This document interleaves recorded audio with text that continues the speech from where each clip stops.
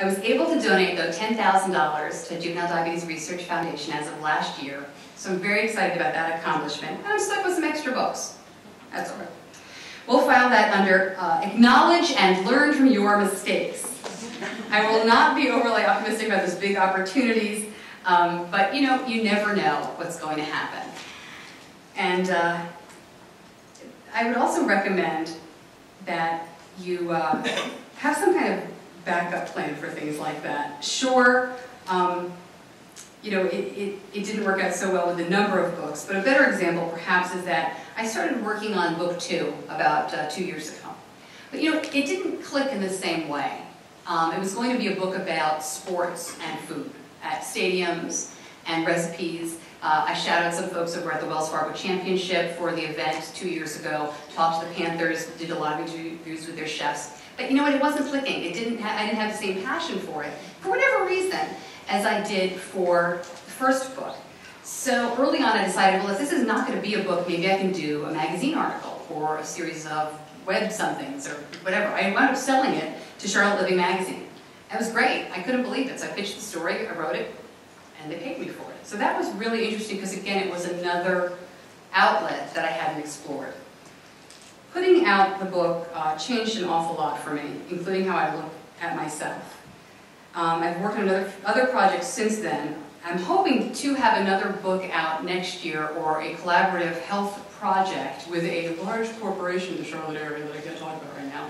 But, you know, it's ridiculous. But we've moved into health and wellness. What's interesting is short. I'm a radio personality.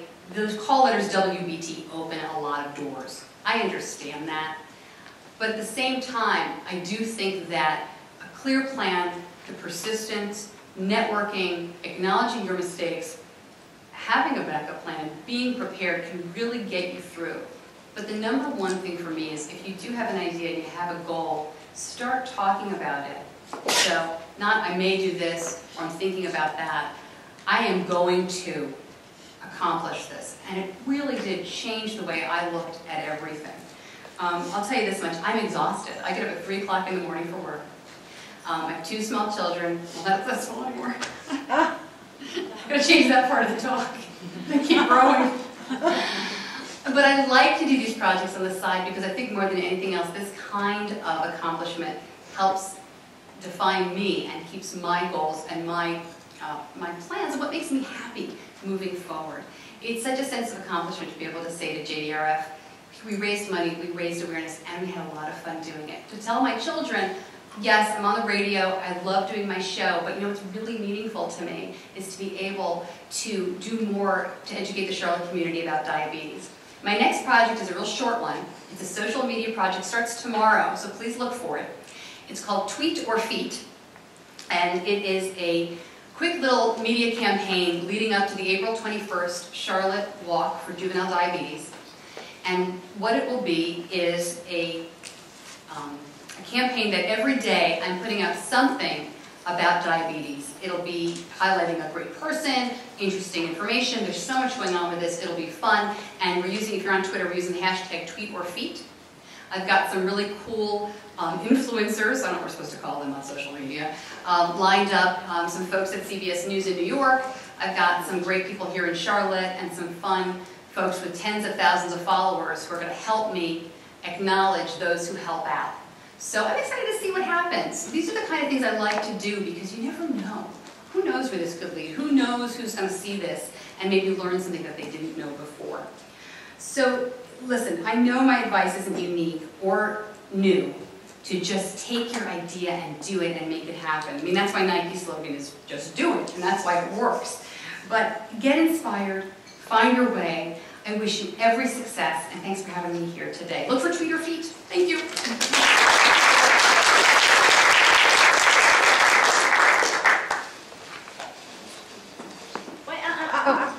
We gotta ask some questions. I'm sorry, and I talk really fast. I'm sorry. Yeah. All right, we've had 3 amazing women up here today, and I know you've got to have questions for Stacy. Yes. Stacy, what's been your biggest mistake or failure that turned into something unexpected? That's a great question because I don't often tell this story, but it's been 10 years, so I might as well. I worked at Channel 3 for 3 years, and all I ever wanted to do was, what I wanted to be was a TV anchor. And it's what, ever since I was in 7th grade, I went to college for it. That's all I ever wanted to do. I thought this is the best job I can possibly have. I want to be a reporter and an anchor and work in local television. I didn't ever really want to do network because I wanted a family. I mean, I had it all visualized. It was going to be great.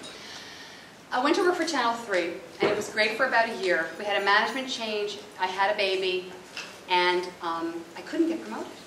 I could not get promoted at that place. Every single female position came and went at that station, and I was not promoted.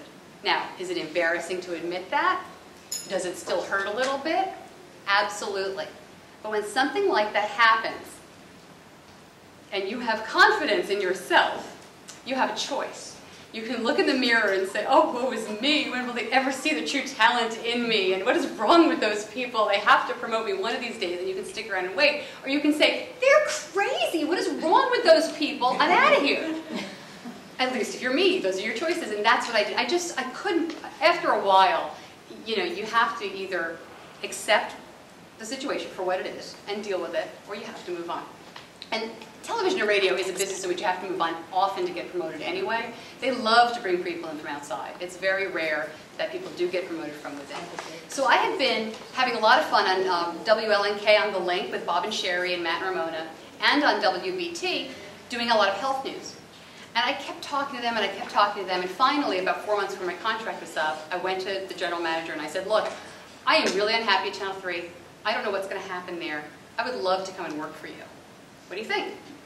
And he called me 2 weeks later. He said, how about mornings? I said, okay, sure, let's try this. And I figured, okay, my daughter's 1. I'm not seeing her. I'm working 8 in the morning till 7 at night. So I'll try radio. It'll be a morning show. I'll be home in the afternoon. I'll do this for 2 or 3 years.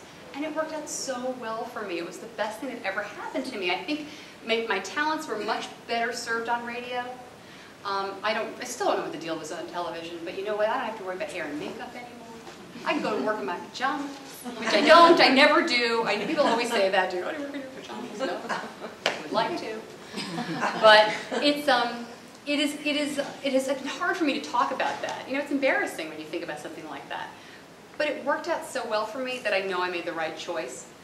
And so that's one of the situations with that cliche of, you know, the door closes, the window opens. I always say, the door closed, the window's open, I jumped out.